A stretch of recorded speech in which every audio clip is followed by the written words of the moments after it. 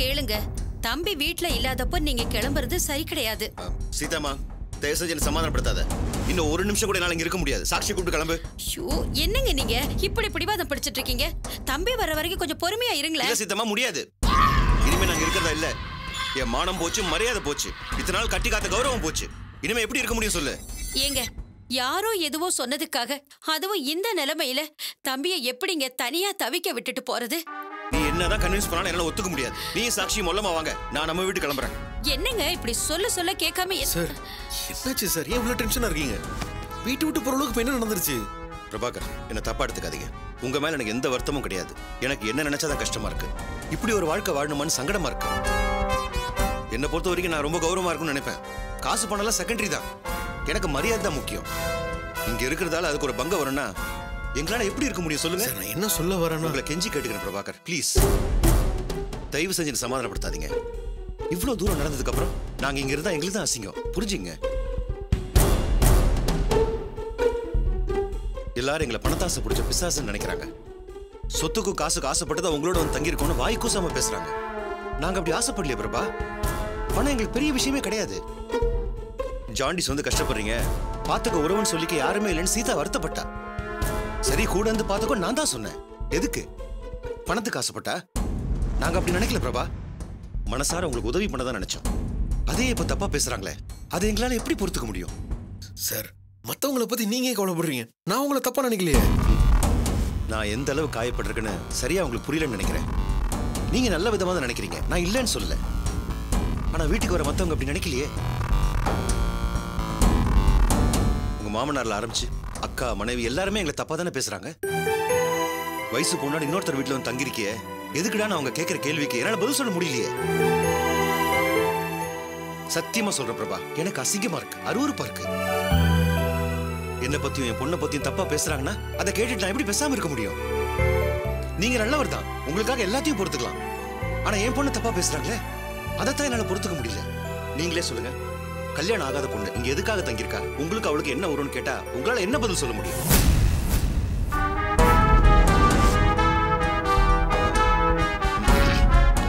சொல்லுங்க, என்ன சொல்வீங்க? நமக்குள்ள உறவுன்னு எதுவுமே கிடையாது அப்படின்னா 4 பேர் 4 விதமா பேசதான் செய்வாங்க. என் பொண்ணோட எதிர்காலம் நல்லா இருக்கணும்னா நாங்க இங்க இருக்கிறதே தப்பு. அப்படி இருந்தாலும் அவ எதிர்காலமே நாசமாயிடும். அவ பேரு கெட்டு போச்சுன்னா அவளை யார் கல்யாணம் பண்ணிப்பாங்க பிரபாகர்? சார், உங்க பிரச்சனை எனக்கு புரியுது. சாக்சியை பத்தி தப்பா பேசுறாங்கன்னா அதுக்கு நான் கூட ஒரு காரணமா இருக்கலாம். ஆனா இன்னும் இந்த மாதிரி நடக்காம பாத்துக்கலாம் சார். அது எப்படி முடியும் பிரபாகர்? இருக்கிறது ஒரே வீட்டுல, தப்பா பேசாம பாத்துக்கலாம் எப்படி முடியும்? ஊர்வாய் யாருனாலையும் அடைக்க முடியாது பிரபா. தப்பா பேசுறவங்க பேசிட்டு தான் இருப்பாங்க. அதனால என் பொண்ணு வாழ்க்கை தானே கெடும்.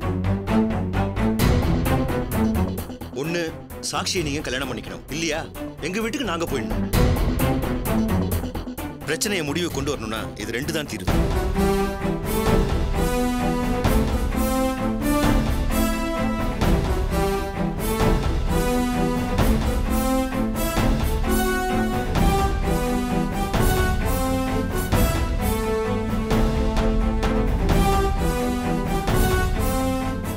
நாங்க எல்லாரும் இங்க இருந்தா நல்லா இருக்கும்னு நீங்க ஆசைப்படுறீங்க. அதை நினைச்சா எனக்கு சந்தோஷமா தான் இருக்கு. ஆனா நம்மால அப்படி இருக்க முடியாது பிரபா. நமக்குள்ள உறவுன்னு சொல்லிக்க என்ன இருக்கு? இதுவே நீங்க சாட்சியை கல்யாணம் பண்ணிட்டீங்கன்னா மாப்பிள்ளை வீடுன்னு சொல்லி நாங்க உரிமையோடு இருக்கலாம். எவ்வளவு நாள் இருந்தாலும் எங்களை யாரும் ஒண்ணும் கேட்க முடியாது.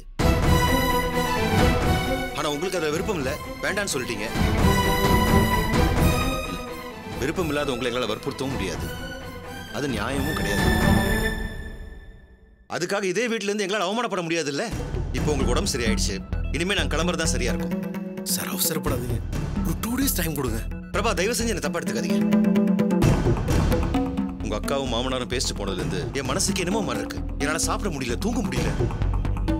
ஒரு நாள் கூட இருக்கக்கூடாத முடிவுல தான் நான் இருக்கேன். இல்ல நாங்க இருந்துதான் ஆகணும் நீங்க ஆசைப்பட்டீங்கன்னா அதுக்கான உரிமையும் சொந்தம் சொல்லிக்கிற உறவும் எங்களுக்கு வேணும். அதுக்கு என்ன பண்ணலாம் நீங்களே முடிவு பண்ணுங்க.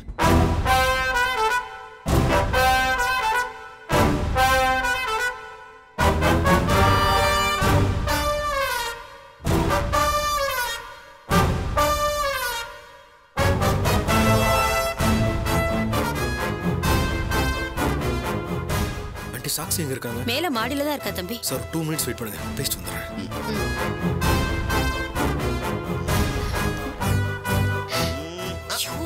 சத்தம் கேட்டுட போகுது. கைய கொடுங்க. டேய் ஏன்டா இம்சை பண்ற? ஃபோன் பண்ணாலே இதுதான் கேப்பியா? ப்ளீஸ்மா, நான் உன்னை எவ்வளவு மிஸ் பண்றேன் தெரியுமா? ஒரே ஒரு உமா தானே கேக்குறேன். இதுதான் லாஸ்ட். இதுக்கு மேல கேட்கவே கூடாது. ஓகேவா?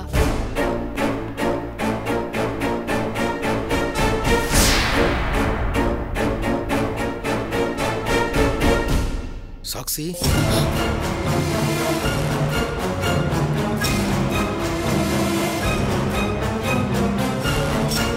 வாங்க பிரபாகர். சாரி, ஃபோன் பேசிட்டு இருக்கீங்களா? நீங்க பேசுங்க, நான் வெயிட் பண்றேன். இல்ல ஒரே ஒரு நிமிஷம். ஹே, நான் அப்புறமா பேசுறேன்டி. இரு. அந்த லூஸ் லவர் வந்திருக்கானா? ஆமாண்டி. புரியுது. என்ன புரியுது? நீ அப்புறமா கால் பண்ணு, நான் வச்சிடுறேன். இரு. லைனை கட் பண்ணாத, கால் ஆன்லயே இருக்கட்டும். அந்த லூஸ் என்னதான் உளறான்னு நானும் கேக்குறேனே. சரிடி, உன் இஷ்டம். சொல்லுங்க. சாரி, டிஸ்டர்ப் பண்ணிட்டானா? இல்ல அதெல்லாம் ஒண்ணும் இல்ல பிரபாகர். என்ன விஷயம் சொல்லுங்க. சாக்ஷி, இதை எப்படி சொல்றதுன்னு எனக்கு புரியல. ஆனா இதை பத்தி பேசியே ஆகணும். ஆன்ட்டி மேரேஜ் பத்தி கேட்டப்ப எனக்கு அந்த ஐடியாவே இல்லை. இன்ஃபேக்ட் நான் உங்களை பிடிக்கலன்னு சொல்லவே இல்லை. ஆனா பிடிக்கலன்னு சொல்லிட்டு தான் நினைச்சு ஆன்ட்டி ரொம்ப ஃபீல் பண்ணாங்க. நான் அப்படி சொல்லிருக்க கூடாதுன்னு எனக்கு அப்புறம் தான் தோணுச்சு. ஏன்னா நீங்களும் ஆன்ட்டியும் என் மேல ரொம்ப அஃபெக்ஷனா இருக்கீங்க. பர்டிகுலரா நீங்க என் மேல நிறைய கேர் எடுத்துக்கிறீங்க. ஆனா உங்களை நான் வேணான்னு சொல்லிட்டேன். இதுக்கு என்ன ரீசன்னா, அது வந்து சொல்லுங்க. சாக்ஷி, பொண்ணுங்க விஷயத்துல நான் ரொம்பவே அன்லக்கி தெரியுமா?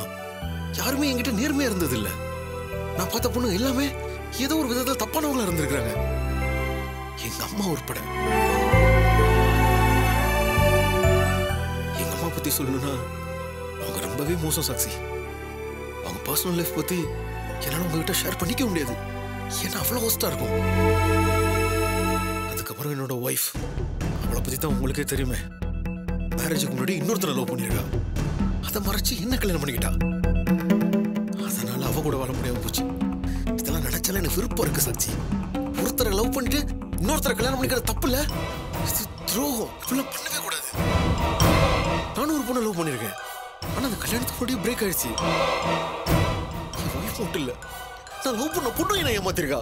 அதான் எனக்கு ரொம்ப வேதனையா இருக்கு. லவ் பண்ணது என்ன, ஆனா கல்யாணம் பண்ணது இன்னொருத்தனை. என்னோட அம்மா, லவ்வர், ஒய்ஃப்னு 3 பேருமே என்ன சீட் பண்ணிருக்காங்க. பணத்துக்காக தப்பான வழியில போயிருக்காங்க. லவ் பண்றது ஒருத்தனை, கல்யாணம் பண்றது இன்னொருத்தனை. ரொம்ப ரொம்ப கேவலமா. எனக்கு அவங்கள பத்தி பேசவே கில்ட்டியா இருக்கு சாட்சி.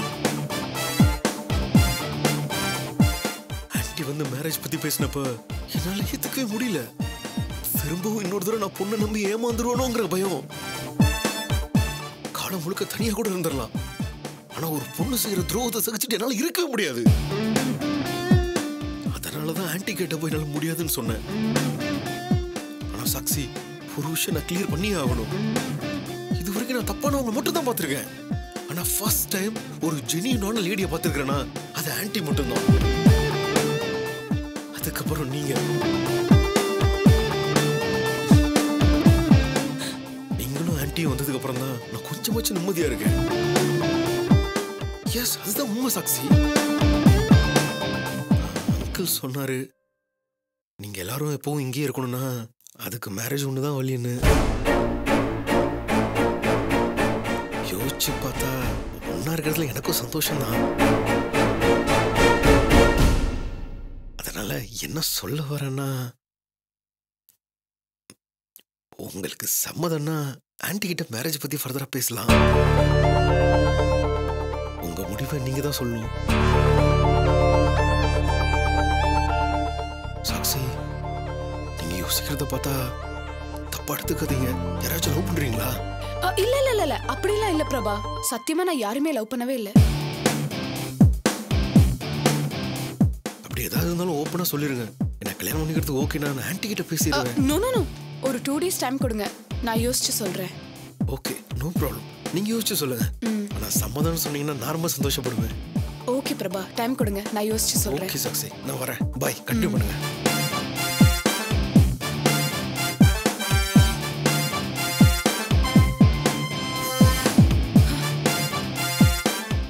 ஷாம், லைன்ல இருக்கியா? ஆ இருக்கேன்டி. அவன் பேசினதெல்லாம் கேட்டேன். ஏய் ரொம்ப பாவண்டி அவன். பேசாம நீ அவனே கல்யாணம் பண்ணிக்கோ. ஏன் போடா லூசு. விளையாட்டு கூட அப்படி எல்லாம் சொல்லாத, டென்ஷன் ஆயிடுவேன் அப்புறம். ஏய் டென்ஷன் ஆகாத, சும்மா தான் கலாய்ச்ச. இப்படி ஒரு லூசை எவட கல்யாணம் பண்ணிக்குவா? இந்த உலகத்துல எவ்வளவுமே நல்லவ கிடையாதான், இவன் ஒருத்தன் தான் நல்லவனா. பைத்தியக்காரன். அவன் பேசுறத கேக்குறப்பவே பத்திக்கிட்டு வருது. ஏய் சரி சரி கோவப்படாத, உனக்கு தான் நான் இருக்கேன்ல. என்ன கல்யாணம் பண்ணிக்கோ, அவனை கட்டி விட்டுரு. இதோ பாருடா, இவன் கூட எல்லாம் என்னால ரொம்ப நாள் அட்ஜஸ்ட் பண்ணிட்டு இருக்கவே முடியாது. உடனே கல்யாணத்துக்கு ஓகே சொல்லிடுறேன். என்னால முடிஞ்ச வரைக்கும் பணம் நகைன்னு எது கிடைக்குதோ அவ்வளவையும் உஷார் பண்ணிட்டு கிளம்பி வந்துடுறேன். சரிமா, அது உன் இஷ்டம். சாக்ஷி ஏய் அம்மா கூப்பிடுறாங்கடா, நான் அப்புறமா பேசுறேன். பாய். Okay by.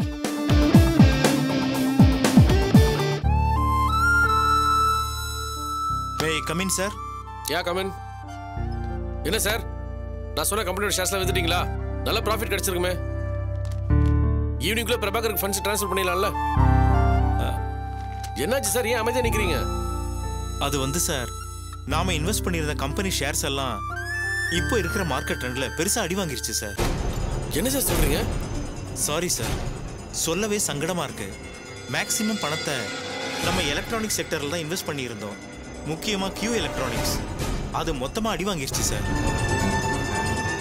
போட்டிருந்த மொத்த இன்வெஸ்ட்மெண்ட்டும் அது ஒன்னாலேயே லாஸ் ஆயிருச்சு சார். என்ன சார் சொல்றீங்க? லாஸ்ட் வீக் கூட அந்த கம்பெனியோட growth நல்லா பாசிட்டிவா தானே இருந்துச்சு. நல்ல இடத்துல இன்வெஸ்ட் பண்ணிருக்கோம், நம்ம எல்லாரும் சந்தோஷமா தானே இருந்தோம். இப்போ என்னாச்சு? அது வந்து சார், நீங்க சொல்ற மாதிரி நல்லா தான் இருந்துச்சு. ஆனா அதோட டைப் பண்ணியிருந்த ஃபாரின் கம்பெனில ஒரு பெரிய ஃபயர் ஆக்சிடென்ட் ஆயிருச்சு. அது ரெக்கவர் ஆக எப்படியும் 6 மாசம் ஆகும்னு சொல்றாங்க. அதனால அந்த கம்பெனியோட ஷேர்ஸ் எல்லாம் டோட்டலா பாட்டம் லெவலுக்கு கீழே வந்துருச்சு. சார் கேட்கும்போது எனக்கு பதறுது சார். நியர்லி 1 crore இன்வெஸ்ட் பண்ணிருக்கோமே சார். ஆமா சார், ஆனா அதுல இருந்து ஒரு பைசா கூட ரிட்டர்ன் எடுக்க முடியாது சார். மார்ஜினல் ட்ரேடிங்ங்கிறதுனால மேற்கொண்டு அதே அளவுக்கு ஷேர்ஸை வித்து அதனுடைய லோன் அடைக்க வேண்டியிருக்கும் சார். அப்படி பார்த்தா நமக்கு லாஸ்ங்கிறது ரொம்ப தாங்க முடியாத அளவுக்கு அதிகமா தான் சார் இருக்கும். போச்சா? எல்லாமே போச்சா?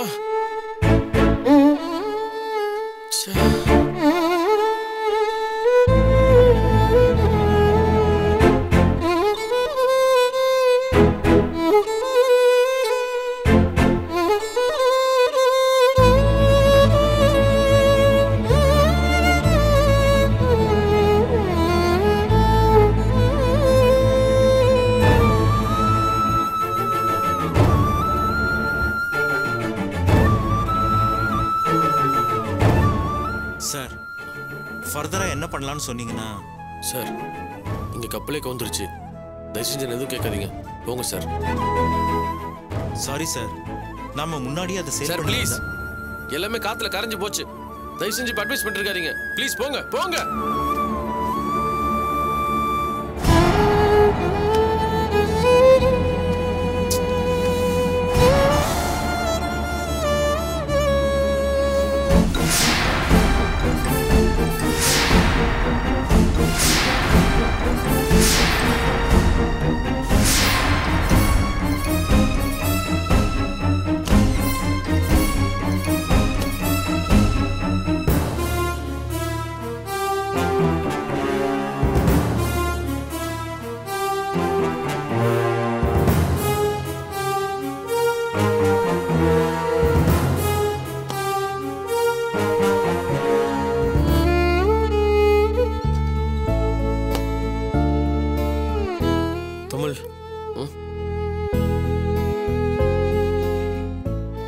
டிஸ்டர்ப்டாக இருக்கீங்கன்னு நினைக்கிறேன். உங்களுக்கு அப்ஜெக்ஷன் இல்லைன்னா காஃபி ஷாப் இல்லைன்னா ரெஸ்டாரண்ட் ஏதாவது போயிட்டு வரலாமா? இல்லை பிரபாகர், எனக்கு ரொம்ப தலைவலியாக இருக்கு, நீங்கள் போயிட்டு வாங்க. தமிழ், நான் உள்ள வரப்போ ஸ்ரீதர் கிட்ட பேசிட்டு தான் வரேன். அவர் என்கிட்ட எல்லாத்தையும் சொல்லிட்டாரு. அதுக்காக நீங்க ஒன்றும் ஃபீல் பண்ணாதீங்க தமிழ். பிஸ்னஸ்னாலே அப்ஸ் அண்ட் டவுன்ஸ் இருக்க தான் செய்யும். அதுக்கு நம்மளால ஒன்றும் பண்ண முடியாது.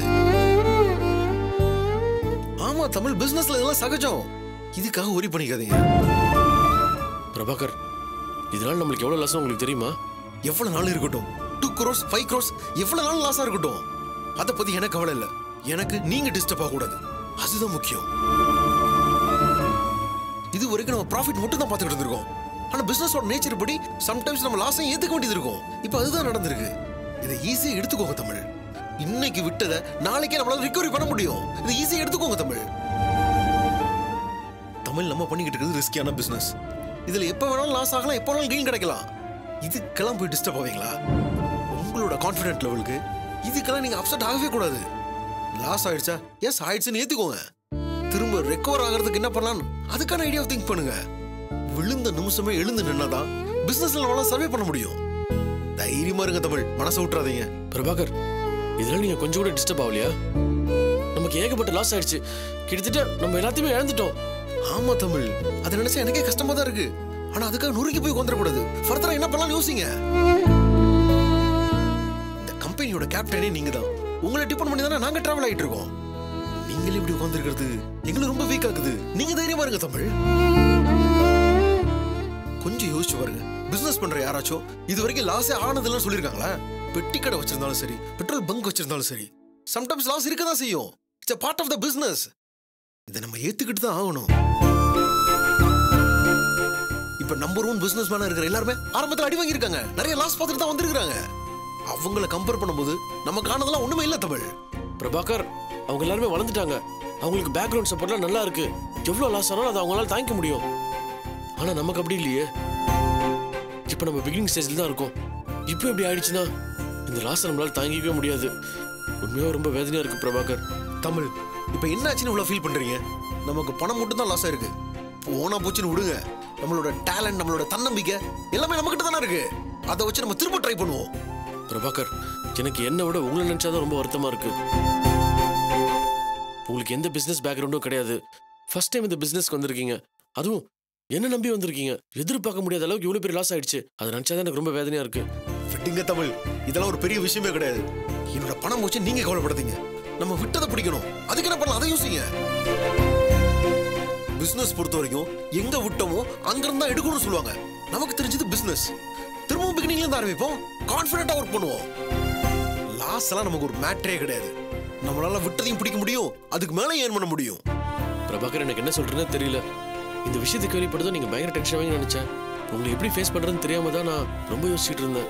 ஆனா அதெல்லாம் ஒரு மேட்டர் இல்லாத மாதிரி ரொம்ப ஈஸியா டீல் பண்றீங்க. தமிழ், உங்க மேல தனிப்பட்ட முறையில எந்த தப்பும் கிடையாது. அப்படி இருக்கும்போது நான் ஏன் டென்ஷன் ஆகணும்? இது வரைக்கும் நீங்க எடுத்த எந்த டிசிஷனும் ஃபெயிலியர் ஆனதே கிடையாது. இதான் ஃபர்ஸ்ட் டைம். இதெல்லாம் பெருசா எடுத்துக்கவே முடியாது. உங்களால நம்ம கம்பெனிக்கு நிறைய ப்ராஃபிட் கிடைச்சிருக்கு. அப்பலாம் நான் சந்தோஷப்பட்டல. லாபத்தை எல்லாத்தையும் ஷேர் பண்ணிக்கிட்டு நஷ்டம் வந்தா அது உங்களால தான் ஆச்சுன்னு என்னால கிரிட்டிசைஸ் பண்ண முடியாது.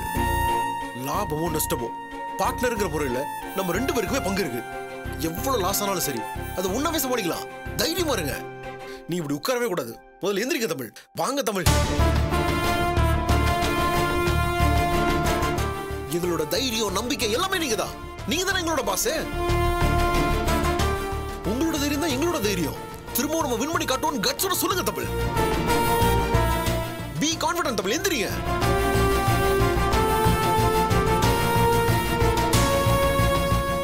Thank you Prabhakar. Thank you so much. Tamil, எதுக்கு இவ்வளவு எமோஷன் ஆறீங்க? Calm down. இதுக்கெல்லாம் நீங்க கலங்கவே கூடாது. இவ்வளவு நேரம் என்ன பண்றதுன்னு புரியாம ரொம்ப கன்ஃபியூஸ்டா இருந்தேன் பிரபாகர். லாஸ் ஆயிடுச்சுன்ற டென்ஷன்ல என்ன பண்றதுன்னு எனக்கு புரியல. இப்ப நீங்க வந்து பேசினதுக்கு அப்புறமா தான் ஓரளவுக்கு ரிலாக்ஸ்டா இருக்கேன். That's good. நானும் உங்ககிட்ட தான் எதிர்பார்க்கிறேன். துளசி கிட்ட ஜுவல்ஸ் பத்தி சொல்லிட்டீங்களேன்னு நான் உங்களை ரொம்ப கோவப்பட்டேன். ஆனா நீங்க அதை எதுவுமே மனசுல வச்சுக்காம நான் கஷ்டப்படுறேன்னு எனக்கு சமாதானம் சொல்றீங்க. தமிழ், நீங்க கோமா பேசுனது நான் அப்பவே மறந்துட்டேன். என்ன பொறுத்த வரைக்கும் நம்ம டிராவல் பண்ண வேண்டிய தூரம் இன்னும் எவ்வளவோ இருக்கு. பிசினஸ்ல நம்ம 2 பேரும் நிறைய சாதிக்கணும். அதுக்கு நம்ம 2 பேரும் ஒண்ணா இருந்தா தான் முடியும். எப்போ நம்ம 2 பேரும் ஒண்ணா இருக்கலாம் தமிழ். கண்டிப்பா பிரபாகர், கடைசி வரைக்கும் நம்ம ஒண்ணா இருப்போம். நிச்சயமா இந்த பிசினஸ் நம்மளால திரும்ப சாதிக்க முடியும். சாதிச்சு காட்டுவோம். தேங்க்யூ தமிழ். இப்பதான் நீங்க பழைய தமிழா கான்ஃபிடென்ட்டா பேசிருக்கீங்க. வீட்டுக்கு போங்க, ரெஸ்ட் எடுத்துட்டு ஃப்ரெஷ்ஷா வாங்க. நாளையில இருந்து சின்சியரா ஒர்க் பண்ணுவோம். இன்னைக்கு நஷ்டம், நாளைக்கு லாபமா மாறும். cheer up Tamil. Thank you Prabhakar. Thank you so much. போல வாங்க. வாங்க.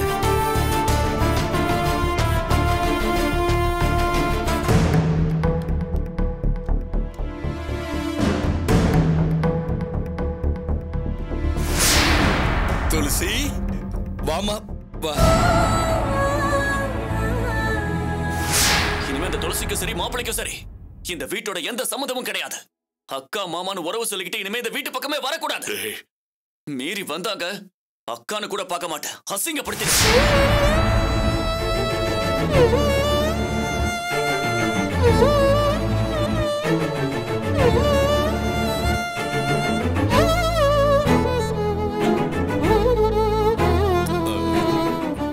அம்மா உட்கார்.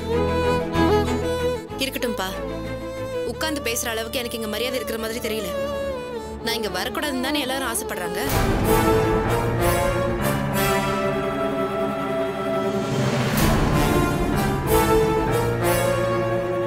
எனக்கு இங்க வரதுக்கே பிடிக்கலப்பா. மனசு முழுக்க வேதனையோட தான் இங்க வந்திருக்கேன். என்னாச்சுமா? ஏன் இப்படி எல்லாம் பேசுற? என்ன அப்படி பேச வைக்கிறாங்களேப்பா. ஒரு காலத்துல உங்க மகன் எப்படி இருந்தான்னு உங்களுக்கே தெரியும். அவன் தேரவே மாட்டான்னு எல்லாரும் நினைச்சிட்டு இருந்தோம். அப்படியே விட்டுருந்தா இன்னைக்கு அவன் நிலைமை என்ன இருக்கும்? குடிச்சே சீரழிஞ்சிருப்பான். இந்நேரம் மண்ணோட மண்ணா போயிருப்பான்.